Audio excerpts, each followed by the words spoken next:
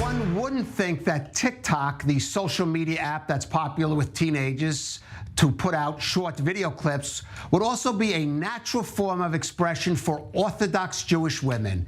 But you'd be wrong about that. In fact, there are several such TikTok accounts featuring observant Jewish women, either explaining their religious practices or giving tips for modest fashions or sharing kosher food recipes and more. Now, many of them are quite popular with viewerships well beyond the religious and even the normative Jewish community. But one leads the pack of what's been dubbed Jewtalk.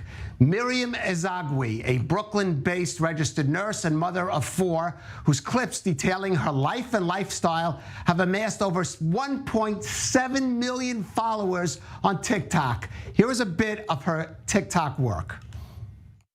Do Orthodox Jews need to remove their nail polish before going to the mikveh? Hi, my name's Miriam. I'm an Orthodox Jew, and I share what my life is like.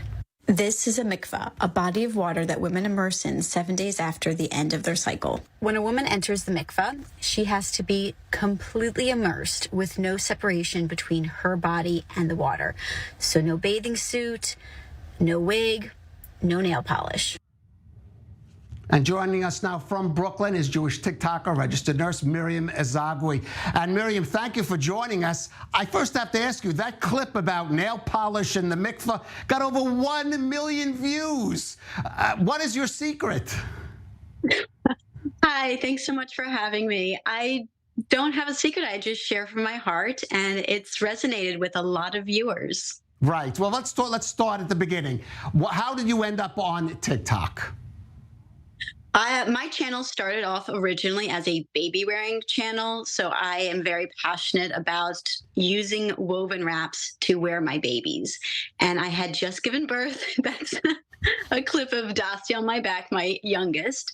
I had just given birth to her, and I like to wear her a lot. And so I would make videos of me putting her in different wraps. And that's originally how my channel started, was just me doing those demos. Right. Now, as I said before, TikTok, as we know, is a form of expression more used by young people, teenagers. There's been some criticism even of some of the material there. Did you have concerns about going public like this, especially coming from a community in which certainly modesty is a virtue, certainly among the women? So I was very nervous about identifying as a Jewish woman originally. And like I said, I started off as a baby wearing channel. I didn't say that I was an Orthodox Jew. But if you remember last year, Whoopi Goldberg came out on live television saying that the Holocaust was not against race, but against 2 groups of white people. And she was incorrect. They took her off the air and re-educated her. And that really moved me in a place that I don't think that she was saying that from a place of anti-Semitism, but from a place of ignorance. And if somebody with her platform doesn't know that basic information, I'm a granddaughter of 2 Holocaust survivors, it really moved me to educate the world today, because what better place to educate than from somebody who's Jewish themselves? And so that's when I started speaking out and sharing what my life as an Orthodox Jewish person looks like. And it's been really well received. Well, really well received is an understatement. 1.7 million followers. Who's watching your channel? Obviously far more than the Orthodox Jewish community, many of whom I don't even think are watching TikTok.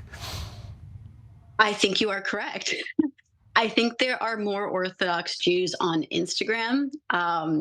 And I originally started sharing on TikTok, and people in the community didn't start recognizing me out in public until I started posting more of my videos onto Instagram.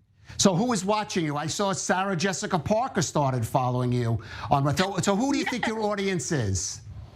I think it's a lot of different people. I think it's primarily women, because I can see, like, in my demographics, like cities and gender demographics. And I have 93% of my followers are women. So primarily women. Right. Now, I have to ask you seriously, because as I noted, there are actually a fair number of Orthodox women doing similar type things, but you especially seem to have become successful. How do you credit that? Why have you stood out in your view? I don't know if I have an exact answer for that. I'm just sharing from my heart, and I think it resonates with people. Okay. Is there any limit to how do you choose and what you're going to doing? Mainly in setting limits, because there are some things with Orthodox Jewish women that can get quite intimate in certain subjects. Do you have sort of limitations or boundaries? I do have my own personal limitations and boundaries. I also think I feel a little bit more comfortable kind of pushing the edge because I am a labor and delivery room nurse. I teach childbirth classes. And so I'm comfortable discussing some topics that maybe some women may not be comfortable with.